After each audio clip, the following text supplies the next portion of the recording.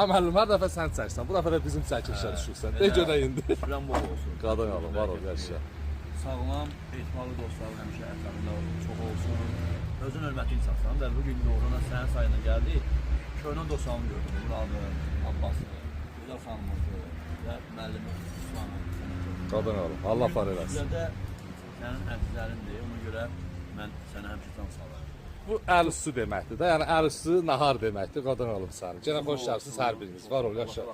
Amrat mənim, nə deyə bilərsən? Az günün mübarək abi. Ne yapıram, ha? Qısa konkret, bəli. Kimə də satdıq nə maşın lazım olsa? Bəli.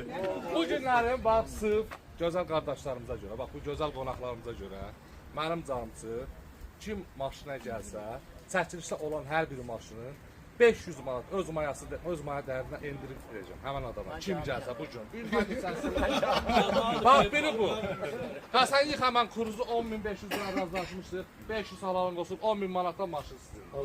Bu gün ayın neçəsi ayın 20'sidir da bu gün. Kim bu variantdan istifadə eləmək istəyir? Bax bu gün ayın 20'si, ayın 20'si. Salonumuzda gözləyirəm. Axşam saat 7'yə qədər vaxt. Gözləyirəm. Ətrafı da çək. Qoy bilsinlər ki, bizim dəyərli qardaşımız.